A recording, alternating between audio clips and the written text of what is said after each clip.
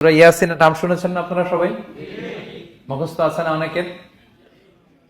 আমরা ছোটবেলা থেকে দেখতাম যে আমাদের দাদিরা, নানিরা, মায়েরা, খালারা ওনারা সূরা ইয়াসিন সকালবেলা পড়তেন, তাদের মুখস্থ ছিল সূরা ইয়াসিন। তো সূরা ইয়াসিন দুইটা পাড়ায় একসাথে করে অবস্থিত, 22 এবং 23 পাড়া। এটা মাক্কি সূরা, ধারাক্রম অনুসারে এটা কোরআনের 36 নম্বর সূরা। এই সূরাটির আয়াত সংখ্যা মোট 83। এই সূরা অনেক ফজিলত আছে, কিন্তু ফজিলত গুলো বেশিরভাগ দুর্বল সনদের। একটা শুধু হাসান পর্যায়ের হাদিস পাওয়া যায়, বাকি সব দুর্বল। তো দুর্বল হলেও সমস্যা নাই, ফজিলতের ক্ষেত্রে দুর্বল হাদিস গ্রহণ করা যায়। কি কি আছে? এক হাদিসে সুনানে তিরমিজির বর্ণনায় রাসূল সাল্লাল্লাহু আলাইহি ওয়াসাল্লাম বলেছেন, ইন্না লিকুল্লি শাইআন কলবান ওয়া কলবুল কুরআনি ইয়াসিন। সব জিনিসের হৃদয় আছে, আর কোরআনের হৃদয়ের নাম হচ্ছে সূরা ইয়াসিন। যে ব্যক্তি একবার সূরা ইয়াসিন পড়ে, সে 10 বার পুরো কোরআন পড়ার সওয়াব পেয়ে যাবে। এটা একটা ফাজিলত। আচ্ছা, আরেক ফাজিলতে আছে, রাসূল সাল্লাল্লাহু আলাইহি ওয়াসাল্লাম বলেছেন, ইকরাউ সূরাতা ইয়াসিন আলা মাউতাকুম। তোমাদের মুমূর্ষদের সামনে বসে সূরা ইয়াসিন পড়ো। মৃত্যু পথযাত্রী এখনই মারা যাবে, অসুস্থ হয়ে পড়ে আছে, তাদের যাতে কষ্ট কম হয়, লাঘব হয়, রাসূল সাল্লাল্লাহু আলাইহি ওয়াসাল্লাম বলেছেন সূরা ইয়াসিন তার সামনে বসে পড়ো। কেন? এটা আমি সামনে বলবো। এগুলো দাঈফ সনদের। হাসান পর্যায়ের একটা মাওকুফ হাদিস আছে, ইবনে আব্বাস রাদিয়াল্লাহু তাআলা আনহু বলতেন যে ব্যক্তি মান ক্বারা ইয়াসিন হিনা ইউসবিহু, সকালবেলা যদি কেউ সূরা ইয়াসিন পড়ে, তাহলে সারা দিনের সব কাজগুলো আল্লাহ তার জন্য সহজ করে দেয়। আবার রাতে যদি কেউ সূরা ইয়াসিন পড়ে, সারা রাতের সব কাজ তার জন্য আল্লাহ তাআলা সহজ করে দেয়। এবং ইবনু কাসির ওনার তাফসির মিন তাজরিবাতিহি, মানে তার এক্সপেরিয়েন্স থেকে, কোনো হাদিস দলিল না, ওনার অভিজ্ঞতা থেকে বলেছেন যে আমি যখনই কোনো বিপদে পড়েছি, সূরা ইয়াসিন তেলাওয়াত করার পর আল্লাহ তাআলা ওই কাজটা আমার জন্য সহজ করে দিয়েছেন। তো এখন সূরা ইয়াসিন বেশি বেশি তেলাওয়াত করবেন তো নাকি? মাশাআল্লাহ, ঠিক আছে। মাক্কি সূরাগুলোর মূল প্রতিপাদ্য বিষয় হচ্ছে তাওহীদ, রিসালাত, আখিরাত।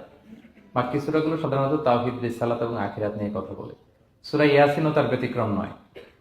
এই সূরারও মূল কথা তাওহীদ, রিসালাত এবং আখিরাত। বিশেষ করে পুনরুত্থান, পুনরুজ্জীবন, the concept of resurrection, life after death.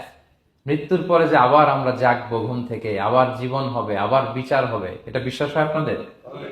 হ্যাঁ, মক্কার লোকদের বিশ্বাস হতো না।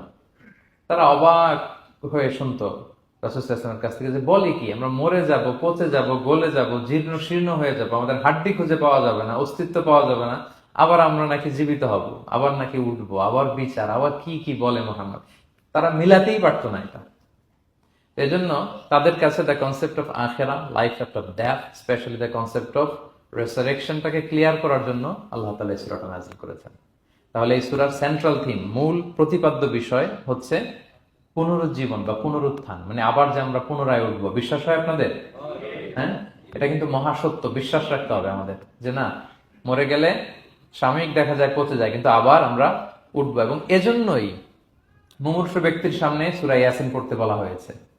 আপনি যখন সূরা ইয়াসিন পড়বেন, তার সামনে কাইন্ড অফ আপনি তাকে বোঝাতে যাচ্ছেন যে আপনি প্রকৃতপক্ষে মারা যাচ্ছেন না, এটা আপনার জীবনের পূর্ণ সমাপ্তি নয়, বরং এটা এই নশ্বর দুনিয়া থেকে আপনার অস্তিত্বের সাময়িক একটা বিদায়।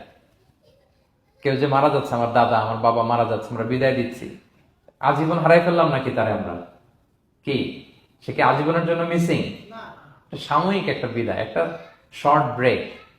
ওনার অস্তিত্বের এই নশ্বর দুনিয়া থেকে ওনার অস্তিত্বের সাময়িক একটা বিদায়, কিন্তু পরবর্তী দুনিয়ায় তিনি কিন্তু আবার অনন্ত জীবন লাভ করবেন। তার মানে শারীরিক একটা মৃত্যু হচ্ছে, তার রুহের কোনো মৃত্যু নেই, হয় ইল্লিনে নয় সিজ্জিনে। ঠিক কিনা বলেন? আমাদের রুহগুলো কিন্তু মরে না, এটা আল্লাহর অর্ডারে ঢুকেছে, আল্লাহর অর্ডারে বের হয় ইল্লিনে নয় সিজ্জিনে। বিশ্বাসীদের রুহগুলো ইল্লিনে থাকে, আমাদের রুহগুলো যেন সেখানে থাকে, আমরা আল্লাহর কাছে কামনা করি, আমরা পড়ি আমিন।